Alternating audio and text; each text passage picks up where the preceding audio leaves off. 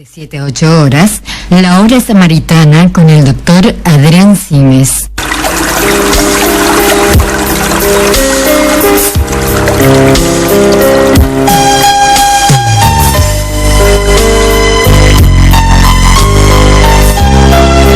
Muy buenos días, queridos oyentes, gracias por estar nuevamente aquí acompañándonos en este sábado 25 de abril en este programa que llamamos La Hora Samaritana. Gracias por participar, a todos por preguntar, por interesarse en el programa, un programa dedicado para los laicos. Nosotros pertenecemos, yo soy Adrián, pero toda la gente que colabora pertenecemos a la Pastoral de la Salud y a diferentes grupos de la Iglesia Católica. Yo pertenezco a la Iglesia Catedral, pero están todos invitados. Ya vamos a ir juntándonos con otras personas y gente que nos pueda dar su testimonio, como venimos haciéndolo, con gente de otro tipo de servicio de la Iglesia para que ustedes vayan conociendo. Estamos teniendo muy lindas entrevistas, todas las entrevistas aportan, sirven, son testimonios muy interesantes, experiencias de vida que uno puede tomarlas. Yo siempre digo, no hace falta que uno tenga que vivir todo para saber cómo manejarse en situaciones especiales. Uno escuchando la experiencia de los demás aprende mucho. Y bueno, vamos a ir tratando de ir viendo, organizándonos también para hablar de muchos temas que son interesantes, que la gente pregunta, por ejemplo sobre la confesión, sobre la riqueza de la Iglesia, sobre el Dios malo entre comillas del Viejo Testamento y el Dios bueno del Nuevo Testamento, sobre la riqueza de la Iglesia ya dije, por qué a los malos le va mejor. Eso ya tengo los temas vistos, pero vamos a ver en qué momento lo podemos poner en el programa. Siempre y cuando nos surja alguna entrevista interesante. Hoy es 25 de abril, es el día de San Marcos. Siempre yo también digo que la vida de los santos es muy importante conocerla, de todos los santos. Hay santos que por ahí son santos conocidos, como San Marcos, que es un evangelista, y santos anónimos, que si uno empieza a leer su vida, es una vida común y corriente como la de cualquiera, con lo que nos da la idea de que todos podemos llegar a ser santos. Como una frase que dice, no hay pecado ni pecador sin futuro. Cualquiera en la situación en la que esté, si hoy se decide, puede ser santo. El tema que camino es difícil, ¿sí? San Marcos, el evangelista, existen datos sobre su existencia bíblicos y también antiguas tradiciones relativas al santo. Se le atribuye la autoría del segundo evangelio. Marcos significa más maris, o sea varonil masculino, o también martí, relativo al dios Marte. Hijo de María, la que acogió a Pedro en su casa cuando éste salió de Jerusalén. Ya estamos hablando de después de la crucifixión de Jesús. Está todo escrito en los Hechos de los Apóstoles. Juan Marcos utiliza su nombre hebreo Juan y su nombre romano Marcos. Tampoco existe precisión sobre la tradición que interpreta a Marcos como el adolescente que se escapó desnudo del huerto de los olivos, que corría alrededor de Jesús envuelto en una sábana, y que cuando los romanos lo quisieron capturar se zafó de la sábana y corrió desnudo por el monte, pero siguiendo a Jesús de cerca, que también fue el que por ahí le consiguió, no recuerdo bien si no es la casa del padre Marcos donde hicieron la última cena. Lo más probable es que actuara de intérprete de San Pedro, ya que el santo tenía escasos conocimientos de la lengua griega. Pedro. Marcos y su primo Chipriota Bernabé, que era otro discípulo de Jesús, acompañan a Chipre al apóstol Pablo en su primer viaje misional. Pablo, Saulo, otro apóstol. Cuando el apóstol decide iniciar su segundo viaje, se niega a llevar a los acompañantes nuevamente, entonces Marco y Bernabé regresan a Chipre solo.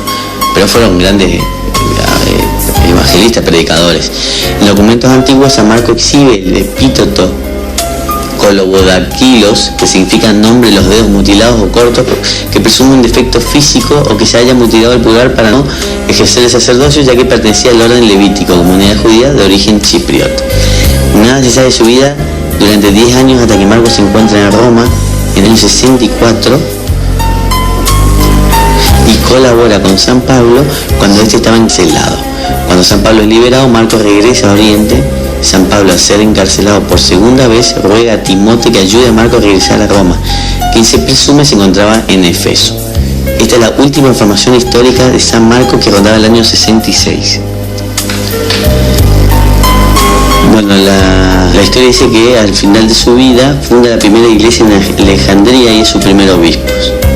Y Bueno, eso hasta donde se sabe San Marcos, que es el segundo evangelista. Eso también podemos hablar algún día de los evangelios y los evangelios apócrifos y por qué se eligió esto, pero eso vamos a buscar también ahí algún teólogo o algún sacerdote que nos pueda explicar mejor, porque esa es siempre la duda que tiene la gente. Estábamos hablando la semana pasada de las obras de misericordia, que estaban las obras espirituales y las obras corporales de misericordia, que las obras corporales de misericordia eran 7, igual que las espirituales. Entonces las obras de misericordia corporales son dar de comer al hambriento, dar de beber al sediento, dar posada al necesitado, vestir al desnudo, visitar al enfermo, socorrer a los presos y enterrar a los muertos. Esto lo decíamos que lo habíamos sacado del Evangelio de la Montaña, que Jesús lo dijo en su parábola del juicio final. Y después las obras espirituales de misericordia: enseñar al que no sabe, dar consejos al que no necesita, corregir al que está en error, perdonar las injurias, consolar al triste, sufrir con paciencia el efecto de los demás y rogar a Dios por vivos y difuntos. Ya habíamos hablado la semana pasada dónde salían estas obras y ahora nos quedaba desglosar a cada una. Corporales, vamos a hacer, digamos, rápidamente, no se puede desarrollar mucho los temas largos, temas que podamos desarrollar los desarrollamos y si no los otros lo dejamos para otro programa y vamos viendo cómo vamos adecuándonos al tiempo. Dar de comer al hambriento ya habíamos hablado, no hay mucho que agregar a eso. Dar de beber al sediento, son complementos de ayuda que podemos dar con alimento o dinero a los necesitados. Los bienes que poseemos, si son bien habidos, también nos vienen de Dios y debemos responder a Dios por esto y por el uso que le hayamos dado. Dios nos exigirá de acuerdo a lo que hemos dado, a lo que nos has dado, perdón. Por ejemplo, en la parábola de los talentos aclara, por cierto, no es por casualidad que viene contada en el Evangelio de San Mateo, que justamente antes de la escena del juicio final, donde habla de las obras de misericordia. A quien mucho se le da, mucho se le exigirá. Eso es tanto en lo espiritual como en lo material. Cuando uno dice, yo me lo gané todo solito, no tengo por qué dar nada a nadie, no, eso no es así, todo solito, no, siempre viene con la ayuda de Dios, pues Él está en todo, tanto en lo espiritual como en lo material, y si a uno le va bien en su profesión, también es por una gracia de Dios. Entonces uno tiene que saber devolver eso. Podemos dar de lo que nos sobra, está bien, pero podemos dar de lo que no nos sobra. Por supuesto, el Señor ve lo último con mejores ojos. Recordemos a la pobre viuda muy pobre que dio para el templo las últimas 2 moneditas que le quedaban. No es una parábola, es un hecho real que nos relata el Evangelio. Cuando Jesús vio que estaban lo que daban unos y otros, hizo notar, todos dan a Dios lo que les sobra. Ella en cambio dio todo lo que tenía para vivir. Yo siempre digo eso, cuando uno da la ofrenda en la iglesia, no hay que dar una limosna, es una ofrenda, ¿sí? Y todo esto nos sirve para mantener nuestra iglesia. Entonces, a uno le gusta que le den la Eucaristía, que le den la confesión, que le den los sacramentos, que la iglesia sea linda. Bueno, eso se mantiene con ofrendas, no con limosnas, ¿sí? Esta viuda, ¿verdad? Otra historia del Antiguo Testamento sobre la viuda de Sarepa, en tiempo del profeta Elías. Ella alimentó al profeta Elías con lo último que le quedaba para comer, a ella y a su hijo, en un tiempo de una hambruna terrible. ¿Y qué sucedió? Que no se le agotó ni la harina ni el aceite con que preparó el pan para el profeta. Entonces, por ejemplo, a veces no sabemos ni a quién alimentamos. Abraham recibió a 3 hombres que eran nada menos que la Santísima Trinidad. Algunos dicen que fueron 3 ángeles. Pero como me decía que había entrevistado una vez que había un hambriento y ella se dio vuelta y dijo, ¿y si es Jesús el que me está pidiendo? Y fue y le dio. Entonces, tenemos que dar pensando que siempre es Jesús. Más allá de pensar quién puede hacer, tenemos que pensar que siempre estamos dándole a Jesús o en nombre de Jesús, como hablamos de los actos de misericordia, que cuando son en nombre de Dios tiene un valor espiritual para quien lo recibe. Y dar de ver al sediento, la mejor historia es la de Samaria que encontramos en el primer programa. Después de dar posada al necesitado. En la antigüedad, el dar posada a los viajeros era un asunto de vida o muerte, por lo complicado y arriesgado de las travesías. No es el caso de hoy en día, pero aún así podría tocarnos recibir a alguien en nuestra casa, no por una pura hospitalidad de amistad o familia, sino por alguna verdadera necesidad. Y no sabemos a quién ayudamos. Algunos han ayudado a ángeles bajo formas humanas, por ejemplo lo de Abraham y de Lot. Esto nos recuerda posteriormente a San Pablo. No dejen de practicar la hospitalidad, pues algunos dieron alojamiento a ángeles sin saber. Tampoco uno puede saber cuándo va a necesitar. Hay que ponerse en el lugar del otro. Vestir al desnudo. esta obra de misericordia se nos facilita con las recolecciones de ropa que se hacen en las parroquias y otros centros de recolección. Recordar que aunque demos ropa usada, no es dar lo que está ya uno para botar o para convertir en trapos de limpieza. Recordemos que lo que nos sobra o ya no nos sirve, podemos dar, pero tiene que ser útil también para otra persona. Visitar al enfermo, bueno, esto es lo que nosotros hacemos en la Pastoral de la Salud, visitar al enfermo. No se trata de visitas sociales por cumplir, se trata de una verdadera atención a enfermos y ancianos, tanto en su cuidado físico como en compañía. La atención más importante en caso de vejez y enfermedad grave es la atención espiritual. Siempre decimos que la parte espiritual es muy importante. El mejor ejemplo de la Sagrada Escritura es la parábola del buen samaritano, que ya la habíamos leído, y el visitar al enfermo incluye el auxilio también a los heridos. Vamos a un temita musical y después seguimos con leyendo y desglosando un poco las obras de misericordia.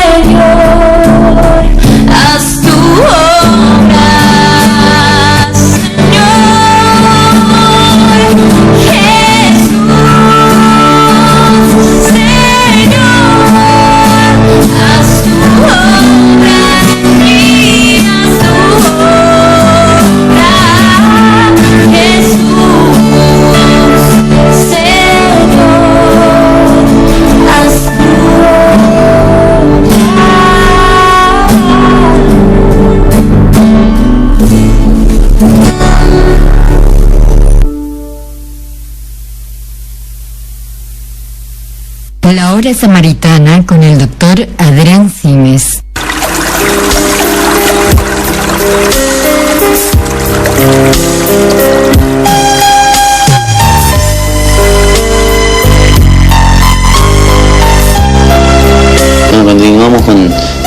bloque de la hora samaritana, hoy sábado. Habíamos quedado de que estamos desglosando la obra de misericordia, primero las corporales, después las espirituales. Dentro de las corporales, socorrer a los presos. Esto implica visitar a los presos y darle ayuda material y muy especialmente asistencia espiritual para ayudarlos a enmendar y ser personas útiles y de bien cuando terminen el tiempo asignado por la justicia. Significa también rescatar a los inocentes y secuestrados. En la antigüedad los cristianos pagaban por liberar esclavos o se cambiaban por prisioneros inocentes. Hoy en día este mandato es relevante con prisioneros inocentes y secuestrados. No. Es muy difícil, ¿no? Nosotros somos los primeros que prejuzgamos a los delincuentes y es muy difícil que alguien diga, bueno, que un preso necesita una ayuda por mera misericordia. Es una de las obras más difíciles, pero existe la pastoral de los presos y hay gente que lo hace, o sea que si hay alguien que lo puede hacer, todos deberíamos poder hacerlo. Está un video muy lindo en internet que yo ya dije la vez pasada sobre un padre que perdona al asesino de su hija, que ojalá todos podríamos llegar a tener esa misericordia en cualquier caso, porque eso es lo que Jesús nos pide. En la medida que ustedes perdonen, serán perdonados, y en la medida de que sean misericordiosos, van a obtener misericordia. Entonces eso es algo de los más difíciles, creo yo, de poder entender, pero hay que pensar que siempre, como dice el dicho popular, no es culpa del chancho sino de quien le da de comer. Entonces muchas veces esa gente llega a esa situación por culpa de todos a la sociedad. Entonces hay que ver que ellos también quisieran estar sentados como nosotros en oficina, en algún sanatorio o tener títulos. No hay que juzgar por prejuzgar. Después se enterrar a los muertos. El más famoso muerto enterrado en una tumba era el mismo Jesucristo. José de Arimatea facilitó una tumba de su propiedad para el Señor, pero no solo eso, sino que también tuvo que tener valor para presentarse a Pilato y pedir el cuerpo de Jesús. Y Nicodemo quien ayudó a sepultarlo. Esto, enterrar a los muertos, parece un mandato superfluo, porque de hecho todos son enterrados, pero por ejemplo, en tiempo de guerra puede ser un mandato muy exigente. O sea que, ¿por qué es importante y dar digna sepultura al cuerpo humano?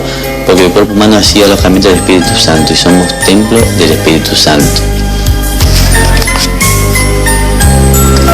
Bueno, acá queda muy bien también lo de la ceniza, pero está muy de moda cremar al difunto por una cuestión de comodidad, de impuesto, de espacio, pero bueno, no es que hay que cremarlos y dejarlos en el armario o un adorno o esparcirlo por cualquier lado. Hay que darle digna sepultura, ¿sí? Hay unas normas en la iglesia de cremación y ceniza que la iglesia permite la incineración cuando con ella no se cuestiona la fe en la resurrección del cuerpo. Claramente la iglesia prefiere y urge que el cuerpo del difunto esté presente en los ritos funerales. Estos ritos pueden celebrarse también en presencia de los restos incinerados del difunto, o antes y después incinerado, como se hace generalmente. Bueno, después otra obra de misericordia es enseñar a quien no sabe. Consiste en enseñar al ignorante sobre temas religiosos o sobre cualquier otra cosa de utilidad. Esta enseñanza puede ser a través de escritos o de palabras, por cualquier medio de comunicación o directamente. Quien instruye a muchos para que sean justos brillarán como estrellas en el firmamento. Daniel 2:3b. Dar buen consejo al que lo necesita. Aquí es bueno destacar que el consejo debe ser ofrecido, no forzado, y la mayoría de las veces es preferible esperar que sea requerido. Asimismo, quien pretende dar un buen consejo debe primero estar en sintonía con Dios. Solo así su consejo podrá ser bueno. No se trata de dar opiniones personales, sino de veras aconsejar bien al necesitado. Las guías espirituales como resplandor del firmamento. También Daniel 12. Corregir al que está en error. No se trata de estar corrigiendo cualquier tipo de error. Esta obra se refiere solo al pecado. Otra manera de formular esta obra de misericordia es corregir al pecador. Es de suma importancia seguir los pasos de la corrección fraterna, que Jesús nos dejó bien escrito. Si tu hermano ha pecado, vete a hablar con él a solas para reprochárselo. Si te escucha, has ganado a tu hermano. Si no te escucha, toma contigo 1 o 2 personas más, de modo que el caso se decida por palabra de 2 o 3 testigos. Si se niega a escuchar, informa a la asamblea o a los superiores. O sea, eso lo dijo claro. Hoy en día la difamación y el chisme, que el Papa Francisco está muy en contra, que siempre lo dice, es por no obedecer este evangelio que Jesús dijo. Primero hay que tener en cuenta 2 cosas para cumplir esta obra de misericordia: que pueda preverse un resultado positivo y que no causemos ningún problema a nosotros mismos. Debemos corregir a nuestro prójimo con mansedumbre y suma consideración. Una corrección no ruda para que tenga efecto. No podemos convertirnos en gendarmes de la gente, ni andar diciendo a la gente, corrigiendo al errado sin fe y sin moral. Así nos dice el apóstol Santiago: sepan esto, el que endereza a un pecador de su mal camino salvará su alma de la muerte y consigue el perdón de muchos pecados. Miren qué interesante.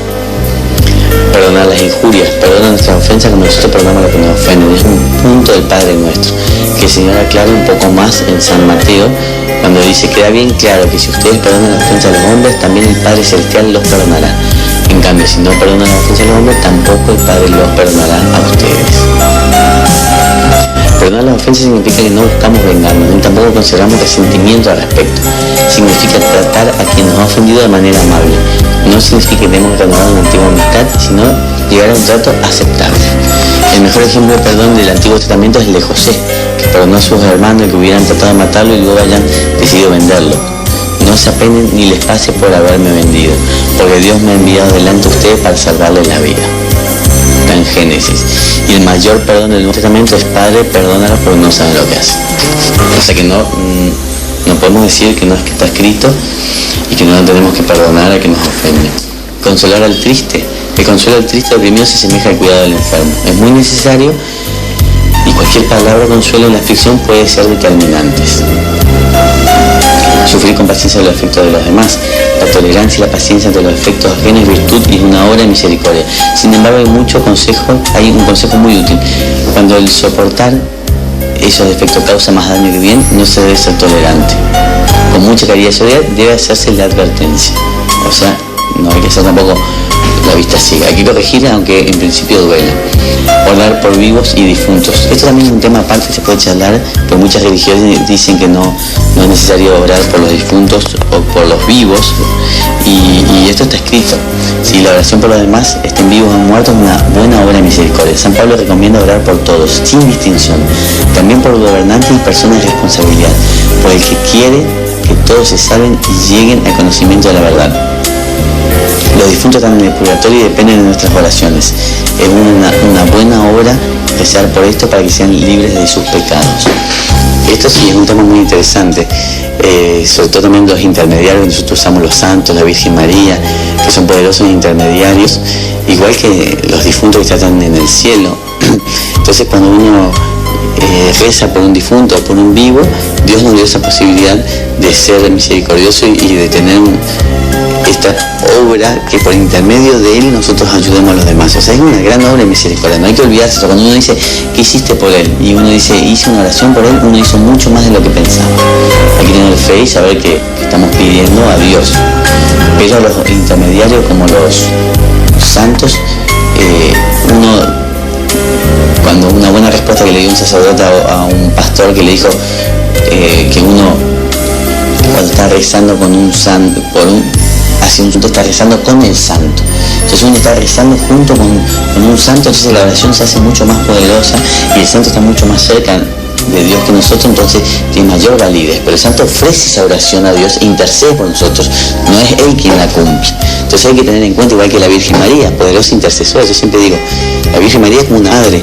Cuando uno le pedía algo a tu papá y no te lo daba, uno enseguida salía corriendo tras la pollera de la madre para que interceda. Y la mayoría de las veces lo conseguía, como pasó en las bodas de Caná con Jesús y los esposos. Entonces hay que tener en cuenta que los santos y la Virgen María son poderosos intercesores, no hay que olvidarse. Nosotros tenemos plena fe en eso y nos apoyamos igual que nosotros, todos somos intercesores entre nosotros. Por eso hay que tener en cuenta la oración, lo poderosa que es y lo misericordiosa que es. Vamos a un segundo bloque, a un segundo temita musical y después seguimos con nuestro programa. Gracias por acompañarnos.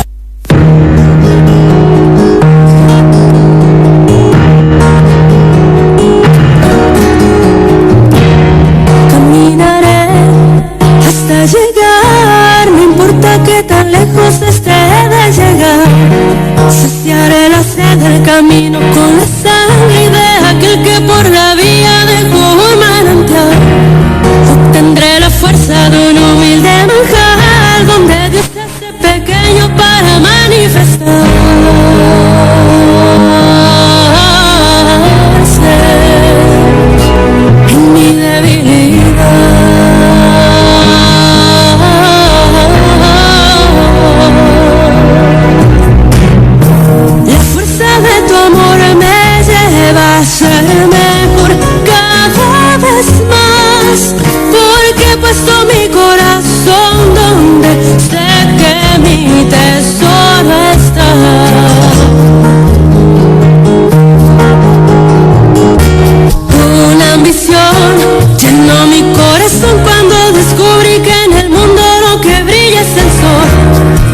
si te tengo a ti, lo demás no importa. ¿Qué más da si pierdo todo para ganarte a ti? Como tan solo a ti. La fuerza de tu amor me lleva a ser mejor cada vez más, porque he puesto mi corazón donde sé que mi tesoro está.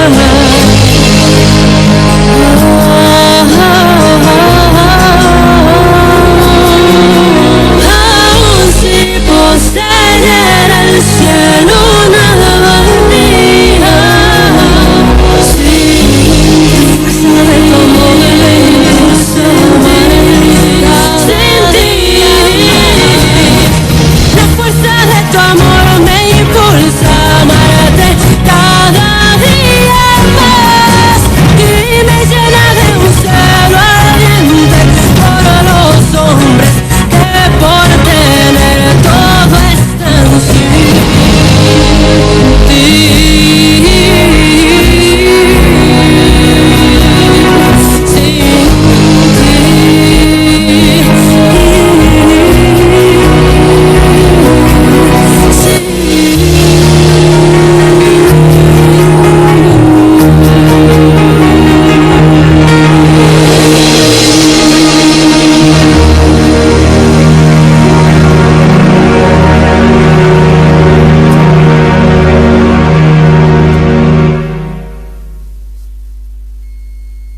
Estás escuchando La Hora Samaritana con el doctor Adrián Simes en la 100.9 FM del Norte.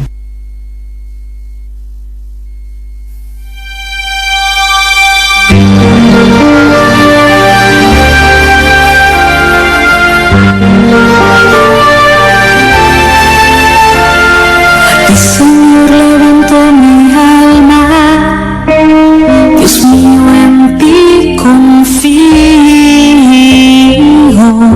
que no triunfen de mí mis enemigos, pues los que esperan en ti no quedan defraudados.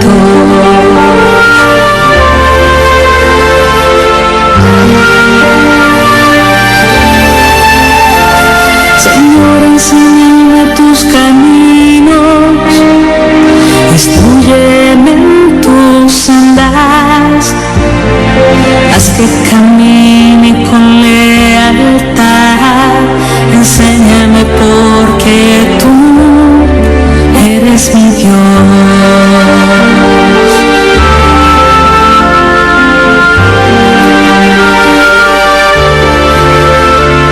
Recuerda, Señor, que tu ternura y tu misericordia son eternas. No te acuerdes de los pecados de mi juventud.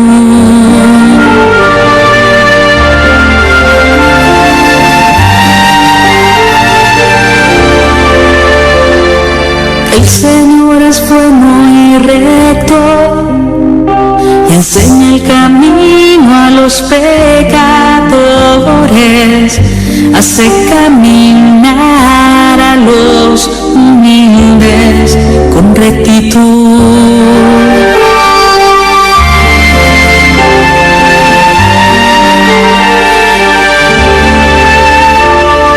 Mírame, Dios, y ten piedad de mí, que estoy solo y afligido. Ensancha mi corazón oprimido, mira mis trabajos y penas.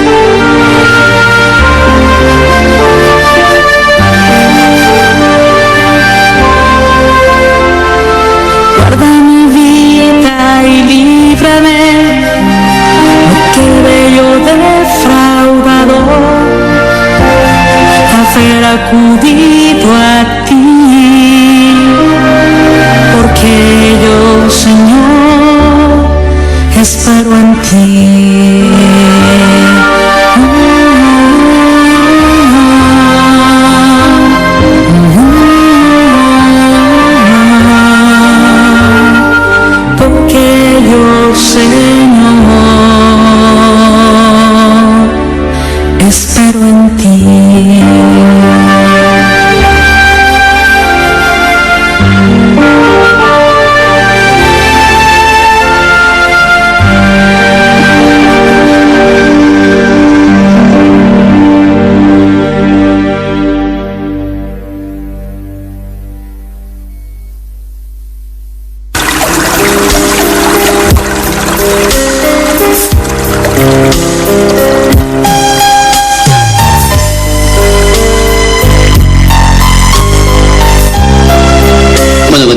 el programa.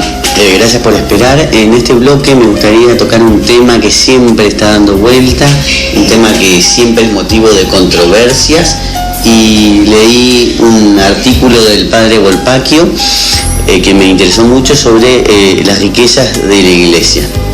Y él pone el mito de la riqueza de la iglesia porque realmente es un mito. Pero como la gente está desinformada, y generalmente todos tendemos a hablar y a decir lo que pensamos sin investigar y sin interiorizarnos, siempre se habla de que la iglesia es muy rica y la gente es pobre, mucha pobreza que hay.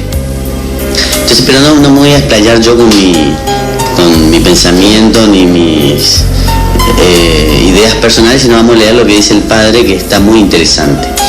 Él dice: con monótona repetición se oye hablar de la riqueza del Vaticano, como si esos supuestos tesoros, de lo que nadie sabe ni dice en qué consisten, le quitaran confiabilidad a la iglesia. Los tesoros vaticanos. ¿Por qué la iglesia tiene tantos tesoros en el Vaticano mientras hay tantos pobres en el mundo? Esto es lo que siempre se pregunta la gente. Esta sencilla frase hace sufrir a muchos católicos. Se sienten mal al escucharla y no saben qué pensar, contestar, explicar. Ellos mismos se quedan un poco confundidos. Esto es lo que me pasó a mí, digamos, cuando gente cercana me decía, y yo por ahí no sabía antes que explicarle, pero acá te aclara fácilmente lo que tenemos que decir nosotros los católicos, porque tenemos que defender a nuestra iglesia. ¿Cuál es el cuestionamiento? Con el asunto de la riqueza de la iglesia no es claro qué es lo que se cuestiona o se critica. Lo primero que se observa al analizar la cuestión es la falta de datos y acusaciones concretas. Estamos frente a un cuestionamiento difuso, nada claro, sin datos, porque nunca es claro a qué riqueza se refiere, qué es lo malo de esas riquezas hipotéticas y quiénes son los culpables, porque los pobres también son parte de la iglesia. Y exactamente cuál es la culpa, qué es lo que espera que la iglesia debería hacer. A simple vista, lo primero que se intuye es que se trataría de una acusación a la iglesia de insensibilidad ante el problema de la pobreza. ¿Cómo es posible que la iglesia viva con tantas riquezas cuando hay tantos pobres en el mundo?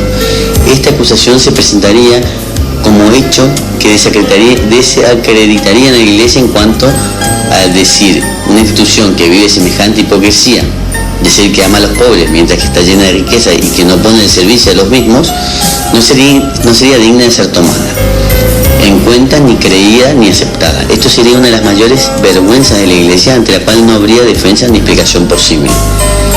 Ahora, lo real es de qué riquezas estamos hablando. El padre dice: seamos serios, que alguien reporte datos. Si se da por supuesto que en el Vaticano hay grandes tesoros, que se diga qué tipos de tesoros, joyas, cuentas bancarias, dónde están, cuánto es su valor. Pero uno comienza a preguntarse: ¿acaso alguien considera la iglesia como una institución millonaria? ¿Quién pensaría encontrar obispos en las revistas con lista de millonarios tipo la revista Fortune? ¿Tiene la iglesia fines de lucro? ¿Da dividendos? ¿Cotiza en bolsa? La acusación de entrada sugiere cosas falsas. La vida lujosa del papa, obispos, curas, monjas. ¿Qué serían quienes usufructarían esos tesoros? Afán de lucro escondido bajo la excusa de la religión. Además, estimula imaginaciones frondosas. Al hablar de tesoros, uno imagina cuartos llenos de lingotes de oro, cofres llenos de joyas o películas de pirata, como películas de pirata. Pero en realidad, ¿a qué riqueza se refieren? Basta que mires las pertenencias de la iglesia que están a tu alcance, tu parroquia, tu catedral, para no encontrar esas cosas lujosas por ningún lado. Y hay parroquias que son realmente muy pobres, son prácticamente cabañitas. Yo conozco en el interior de las provincias. Los tesoros, como los llaman, son un tesoro cultural, espiritual, histórico, pues se trata de iglesias, imágenes, cuadros, frescos, cálices, ornamentos. Esos tesoros no tienen ningún valor comercial ni financiero. Están dedicados al culto divino en iglesias o expuestos en museos que conservan el patrimonio cultural de 2000 años que tenemos. Eso es cierto que el hombre le dé valor a esas cosas, pero valor en sí no tienen, más que histórico. Él plantea una solución al problema de la pobreza desde el punto de vista económico. Y si rematamos todo, ¿qué pasa? Antes de entrar en el problema de fondo y demostrar que estamos frente a un debate artificial y sin sentido, detengámonos a considerar el tema desde el mero punto de vista utilitario, lo inútil de una supuesta venta del Vaticano, o que venda toda su riqueza. Porque el anónimo acusador insinuó que la iglesia debería deshacerse de todo, para el bien de los pobres y de los millonarios que participarían en el remate. Bueno, hagamos números. ¿Cuánto representa en plata todo lo que tiene el Vaticano? No tengo idea, dice el padre, pero digamos 100 millones de dólares, 1000, 10.000, ¿qué es eso para el problema de hambre o de subdesarrollo? ¿Alguien de buena fe puede pensar que sería una solución real para los problemas de los pobres? Si se vendiera todo, ¿a cuántos ayudaría durante un día? ¿Serviría para algo? ¿No sería más bien un empobrecimiento inútil de la iglesia?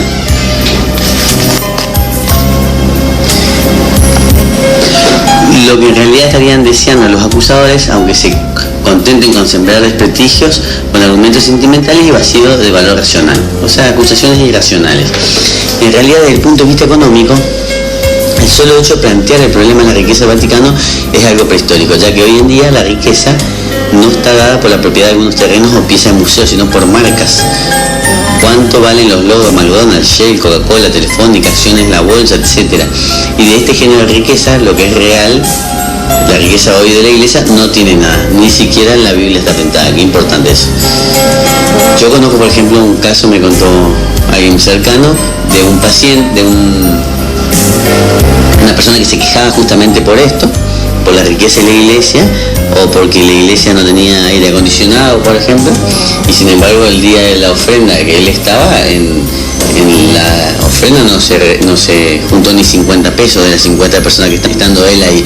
O sea que no hay que quejarse si uno no hace algo. ¿Sí? Si no, es muy difícil, muy fácil acusar a los demás, pero uno es responsable también de eso. Entonces continúa, cualquier estado del mundo con un pequeño porcentaje de su presupuesto anual podría posiblemente aportar mucho más venta total de todo el Vaticano, territorio incluido. Además, el problema de la pobreza no se arregla con una donación, es un problema de desarrollo y requiere un flujo permanente de recursos. Por ejemplo, ¿qué serviría la donación de un hospital a un país que no contara con recursos para mantenerlo? Pagar sueldo, comprar medicinas, hacer funcionar un hospital en no mucho tiempo es más caro que el hospital mismo. La deuda externa argentina ha llegado a los 250.000 millones y si tratara de vender todo lo que existe en Argentina para pagarla, no alcanzaría. Muestra que nadie puede seriamente proponer que vendiendo 4 imágenes, 3 iglesias o unos cuadros, sean más, aclaro yo, se podría arreglar ningún problema de riqueza. Eso es cierto lo que dice. Entonces, los mismos acusadores de la iglesia podrían pensar que todos tendríamos que vender todas nuestras casas o todo lo que tenemos para pagar la deuda externa en la Argentina. Y después no nos serviría para, pues no podríamos seguir produciendo nada, quedaríamos no solo en la pobreza, sino sin recursos para poder salir de eso. Lo mismo pasa con la iglesia. Es como proponer que le vendamos a los ingleses las Malvinas a cambio de una disminución de la deuda externa. No creo que los mexicanos sientan mucha felicidad cuando piensan que vendieron Texas a los Estados Unidos. Desprenderse de la tierra que contiene la propia historia y valores artísticos y culturales no es un gran negocio para nadie. La pérdida del patrimonio cultural conduce a la pérdida de la propia identidad. Es algo muy interesante lo que dice. La iglesia, todas estas propiedades que tiene, todo lo que tiene, pertenece a su historia. Y después sigue diciendo otra cosita interesante. Ahora vamos a ir leyendo. Vamos a un temita musical y cuando volvemos seguimos con este tema de la riqueza de la iglesia que está tan cuestionada hoy por hoy. Todos los sábados de 7 a 8 horas, la hora samaritana con el doctor Adrián Simes.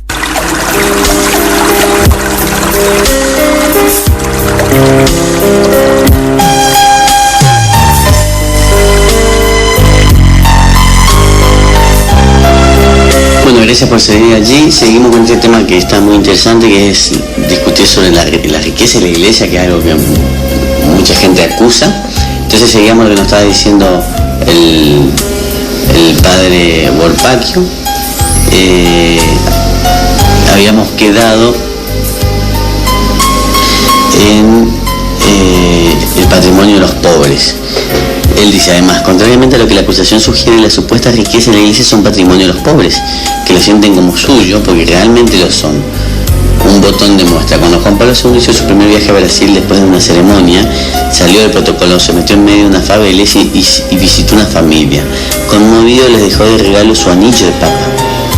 ¿Vos pensás que fueron lo suficientemente idiotas como para venderlo por su peso en oro y comprarse unas cocas? Es su tesoro, lo conservan en la capillita de la favela. Los pobres son pobres, pero no tontos. ¿Y qué pobre argentino se siente orgulloso de la Basílica de Luján? ¿Acaso preferiría vendérsela a los musulmanes para que la transformen en una mezquita y que el fruto de la venta se reparta entre los pobres argentinos, a los que tocaría quizás menos de $1 a cada uno, para comprarse un choripán? ¿Pensás que sería un buen negocio para los pobres? Nunca he escuchado a un pobre que supuesta riqueza de su parroquia o capilla. En cambio, los he visto trabajar y sacrificarse duramente para mejorarlas. Son los que con más orgullo muestran sus tesoros. Y eso es cierto, contrario a lo que conté hoy sobre esa persona que se quejaba de que faltaba aire en la capilla, pero no aportaba. Además, la experiencia también enseña, en los años 60 y 70 hubo algunos sacerdotes que, quizás víctimas de esta acusación, vendieron imágenes, cálices, custodias. ¿Qué pasó con el fruto de su venta? Lo único claro es que no existen más.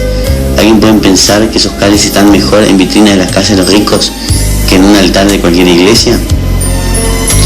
Ahora, ¿por qué la iglesia tiene bienes? Yendo al fondo de la acusación. Yendo al fondo de la cuestión. ¿Cuál es el problema de los supuestos tesoros vaticanos? ¿Es malo que la iglesia tenga bienes, que conserve obras de arte? ¿De dónde las sacas?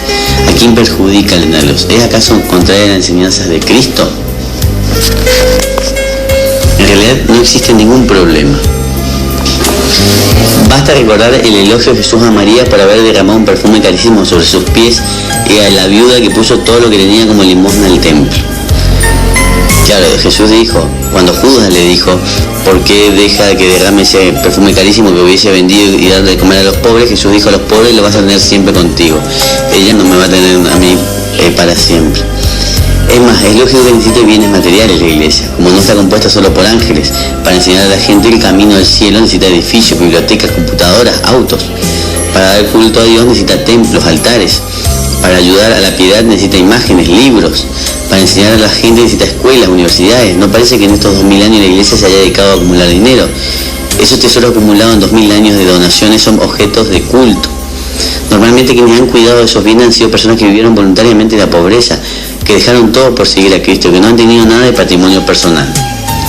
¿Qué bienes tiene la iglesia? Lo que juzgan necesario para el cumplimiento de su misión, que es de orden exclusivamente espiritual. Si lees la Sagrada Escritura, descubrirás que la magnificencia del culto divino es un mandato que la iglesia ha recibido de Dios, tratando de dar a Dios cosas buenas, está siendo fiel a lo que su Señor le ha pedido. La tan vapuleada riqueza está compuesta por cosas que no se guardan con avaricia, sino que se usan en el ejercicio de la misión de la iglesia. Por ejemplo, anualmente por la Basílica de San Pedro pasan 4 millones de peregrinos.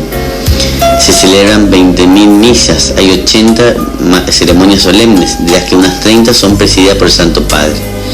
O sea, quien tiene un uso bastante más intenso que la cancha de River. ¿Te parecería razonable vender la Pietà de Miguel Ángel y poner en su reemplazo una copia plástica inflable para que la gente le rece? Por otro lado, los cuida, los usa y le saca el jugo bastante bien. La Basílica de San Pedro tiene 500 años, lo que mostraría que está bastante amortizado, que fue una idea genial hacerla con buenos materiales que la hacen tan barata a largo plazo. Por otro lado, la acusación parece sugerir una conexión entre la riqueza y la pobreza de los pobres, pero no hay relación alguna entre la belleza de la Basílica de San Pedro y la pobreza de una villa de Buenos Aires. Creo que es suficientemente claro que la primera no es la causa de la segunda. Por tanto, no veo por qué conectar ambas cosas. Carece sentido hacerlo. El problema es inventado y no es real. Yo estoy totalmente de acuerdo con Volpaquio. Y si fuera coherente con el planteo, ¿por qué no poner también en tela de juicio al Islam y a la mezquita del judaísmo, de las sinagogas y hasta el edificio del Congreso, la Casa Rosada, los museos, los McDonald's Shopping, el Parque de la Costa, los boliches, en fin, todo lo que no sea un rancho miserable, y comenzando por tu propia casa? ¿Cómo podés vivir allí mientras hay gente que se muere de hambre? Este cuestionamiento carece sentido. ¿Por qué podría estar mal que la iglesia tenga templos lindos? ¿Qué aportaría a la bondad de la iglesia la fealdad y la pobretería? ¿Es necesaria la belleza, la historia? Para mí me parece que más claro e imposible lo que nos dice el doctor Volpaquio, el padre Volpaquio. Como los tesoros de lo que se habla son básicamente artísticos y forman parte del patrimonio histórico de la iglesia, parece necesario plantearse si la belleza es buena o mala, si tiene alguna función en la vida humana. Definitivamente la belleza mueve el espíritu, eleva del materialismo, hace un gran bien al alma. Rezar frente a una imagen linda inspira, eleva el alma como criaturas espirituales. El arte es una de las manifestaciones más altas del espíritu humano, nos eleva y dignifica. La historia es parte de nuestro ser. A través de la obra de quienes nos precedieron, su arte o trabajo, entramos de manera en alguna comunión con ellos. Necesitamos permanecer unidos a nuestras raíces, a nuestros antepasados en la fe, y el cuidado de los que nos legaron cumple una misión muy importante al respecto. Los museos vaticanos muestran que la iglesia siempre ha fomentado la cultura y todas las manifestaciones del espíritu humano. llegando a ser en ciertos casos la mejor protectora del arte, la ciencia y la cultura. La historia humana le debe mucho al respecto, ya que ha protegido el patrimonio cultural de los 80 generaciones que nos separan de la época de Cristo. Claro, si se hubiesen vendido todo pensando en alimentar a los pobres, seguiríamos teniendo la misma cantidad de pobres y no tendríamos nada que nos haga recordar a esa época. Y en cuanto a la legitimidad de esas propiedades, parece al menos curiosa la pretensión de disponer de bienes ajenos. Es decir, ¿quién es el que critica y ataca para decidir qué debería hacer la Iglesia con sus bienes? Bienes que evidentemente no pertenecen al acusador, porque en el fondo los bienes que causan tantos escándalos son una propiedad legítima de una institución con 2000 años de historia. No han sido robados ni saqueados, como por otro lado sí lo han sido muchos tesoros históricos, artísticos y culturales de los más grandes museos del mundo, como los ve el británico. Cualquier duda, preguntar a los franceses por hitos de Napoleón que les llevó a Egipto o los recuerdos que los ingleses se llevaron del Partenón. En este caso han sido fruto de donaciones explícitamente hechas para ese fin. Gente que ha donado sus propios bienes para que fueran usados para el culto divino, la educación, la formación del pueblo fiel, el Santo Padre, etc. Es decir, su legitimidad está fuera de toda duda. Pues claro, si yo dono un aire acondicionado para una iglesia, no quiero que vendan mi aire para darle a comer a los pobres. Eso es la misión.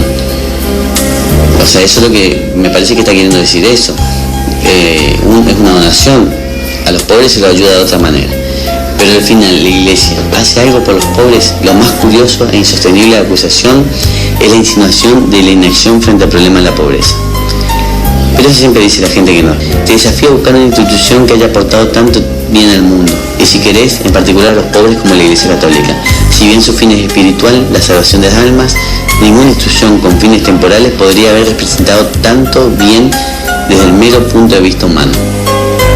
No te olvides de que quien inventó los hospitales y universidades, eso ya hemos hablado, el año 300, que fueron los católicos. Quien promovió la educación a través de los siglos, quien luchó contra la esclavitud, quien se ha dedicado a atender a los minusválidos, a los huérfanos, inmigrantes, moribundos, leprosos, chicos de la calle, quien atiende la mitad de los enfermos de SIDA que hay en el mundo. Una visita al pequeño Cotolengo Don Orione no te vendría mal, o que algún comedor infantil de alguna villa, o algún hogar de la Madre Teresa de Calcuta, o cualquier local de Cáritas parroquial. O acá en nuestro país, en Argentina, a la hora de catástrofe natural, la única institución fiable para repartir y ayudar es Cáritas. La gente no confía en nadie más y tenemos vasta experiencia con algunos organismos públicos o gubernamentales acá en este país. Algunos datos, veamos. La contabilidad del objeto de ataque es la riqueza del Vaticano. El presupuesto anual de la Santa Sede es de 145 millones de dólares. A esto se debe añadir el óvulo de San Pedro, 60 millones, que se destina enteramente a obras de caridad y ayuda a necesitados. Es decir, estamos hablando de una institución que destina el 30% de sus ingresos brutos solo a obras de caridad. No contemos los millones de dólares que instituciones católicas, muchas pertenecientes a conferencias episcopales, dan de ayuda a países pobres, Adveniat, ayuda a la Iglesia necesitada, Manos Unidas y un largo etcétera. Busca una institución que hoy haga más por los pobres que la Iglesia Católica. ¿No parece una burla esta crítica a la institución que por lejos hace más por los pobres? Las listas de las labores asistenciales de la Iglesia Católica es realmente impresionante. Y esto escuchen bien. Tiene 5.900 hospitales, 16.700 dispensarios, 700 leprosarios, 12.600 hogares de ancianos, 19.500 orfanatos y guarderías, 11.500 centros de orientación familiar, 11.600 centros de educación especial y 44.500 centros asistenciales. Un total de 123.000 instituciones de asistencia de todo el mundo. Y esto no se mantiene gratis, Y esto una persona me dijo el otro día, ¿cuáles son? Bueno, uno no tiene que salir a demostrar a nadie nada. Se cree y uno sabe y confía, ¿sí? O sea, existen y están por todas partes. Hay que abrir los ojos, no hay más ciego que no quiere ver. Entonces el padre dice en resumen y como conclusión, el cuestionamiento es ridículo, totalmente de acuerdo. ¿Hay alguna relación entre las obras de arte del Museo Vaticano y las imágenes de la Iglesia con la pobreza? No admite ninguna duda. No existe una relación causal. Los primeros no son la causa de los segundos. Si el Vaticano existiese, la situación de los pobres sería peor, porque sería el mayor benefactor de los necesitados. La Iglesia, la existencia de bienes religiosos, ¿afecta de alguna manera a la pobreza? No, en absoluto. ¿Es ofensivo? ¿Debe ser una cachetada a la pobreza? No. A los pobres también les gustan las cosas lindas y gozan con ellas. ¿Es verdad que la Iglesia tenga grandes tesoros económicos en la actualidad? Tampoco. Si se vendiese todo lo que tenga valor, ¿mejoraría la situación de los pobres en el mundo? No afectaría en lo más mínimo la situación económica de los pobres. es quizás una muestra de indiferencia ante el problema de la pobreza. Es en absoluto, ya que el trabajo de la Iglesia es en favor de los pobres y está absolutamente fuera de toda duda. Yo creo que lo que hace esta acusación es quitarse responsabilidad de ello y culpar a la Iglesia, obviamente. ¿El mantenimiento de esos bienes no supondrá gastos extraordinarios que podrían destinarse a la lucha contra el hambre? No, porque se automantiene con el valor de entradas a museos y contratos como los que facilitaron la restauración de Capilla Sixtina, sin poner un solo peso. ¿Se invierten actualmente grandes sumas de dinero en incrementar esos bienes? No, es el fruto de 2000 años de cristianismo. Esperemos que nosotros sepamos dejarle a nuestros descendientes algo de valor y buen gusto. Me parece que en esta página queda totalmente demostrado que la supuesta riqueza del Vaticano no representa ningún problema real ni amenaza para los pobres. Es más, que la tan mentada crítica es una tomada de pelo, una burla que no resiste el más elemental análisis racional. Usar a los pobres para atacar a la Iglesia es al menos una broma a mal gusto, y más todavía que se ha hecho porque nunca han hecho nada por los pobres. Exactamente, eso me encantó y me parece que este artículo está más que explícito. Todas las acusaciones que hay y siempre la gente que habla de la riqueza de la Iglesia y la pobreza del mundo son los que menos hacen y los que no participan en la Iglesia y que no tienen ni idea de la Iglesia y de las cosas que se hacen y lo que cuesta mantener. Pero bueno, está clarísimo lo que el padre Volpacchio, así que ya sabemos todos los cristianos. No hay tampoco mucho que defender, pero por lo menos nosotros nos sacamos la duda y sabemos y no nos dejamos confundir por estos acusadores. Vamos a una tandita musical y después seguimos con nuestro programa.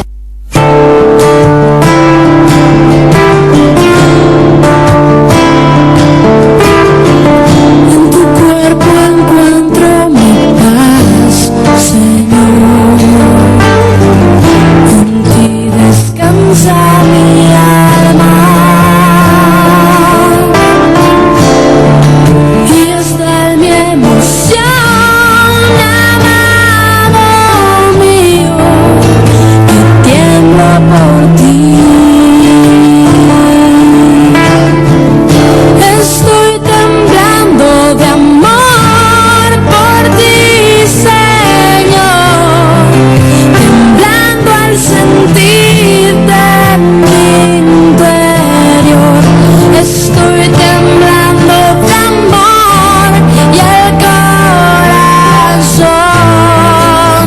se me derrite por ti, se me derrite por ti, se me derrite por ti,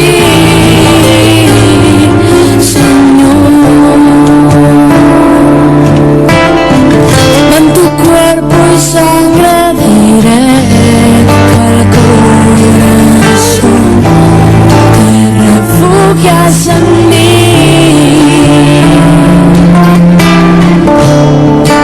y te siento tan vivo en mi interior que tiemblo por ti. Estoy temblando de amor por ti, Señor, temblando al sentir de mi interior. Estoy temblando de amor y el corazón se me derrite por ti, se me derrite por ti, se me derrite por ti, Señor.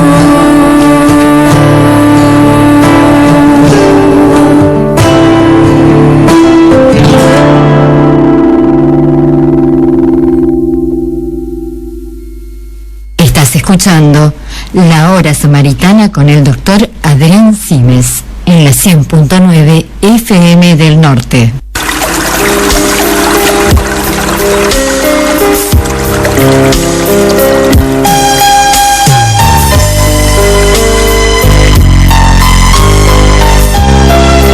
Bueno, continuamos con nuestro último bloque del programa. Gracias por estar allí, por acompañarnos en este sábado.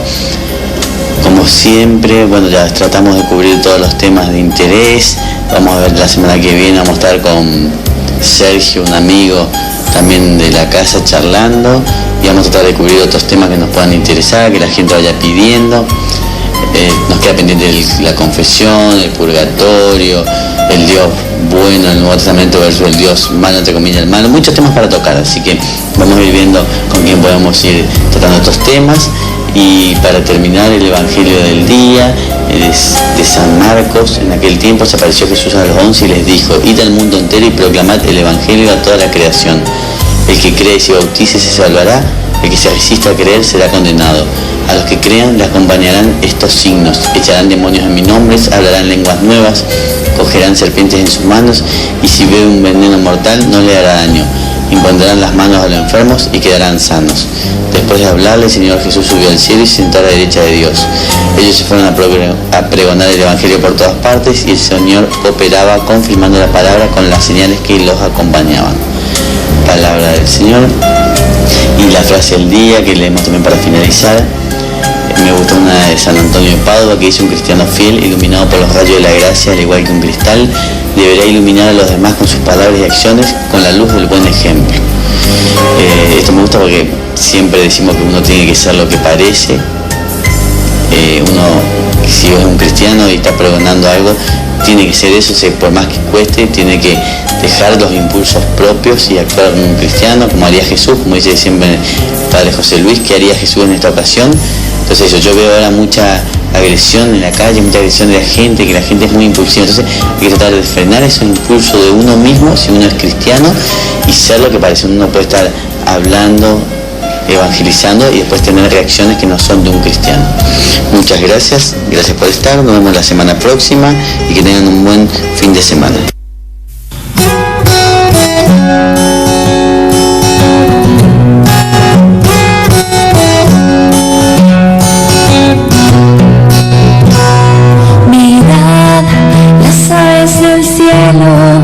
Los lirios del campo, Dios de ellos cuida y más hará por nosotros que somos sus hijos, con amor eterno.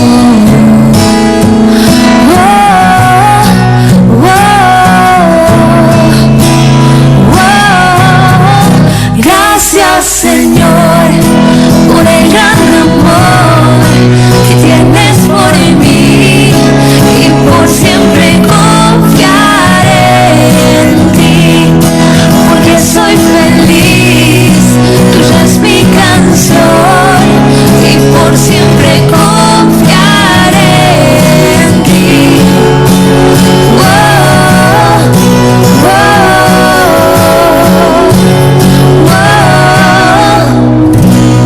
Dejad tus preocupaciones y todos tus miedos, Dios de ellos cuida. Buscar su reino primero, también su justicia,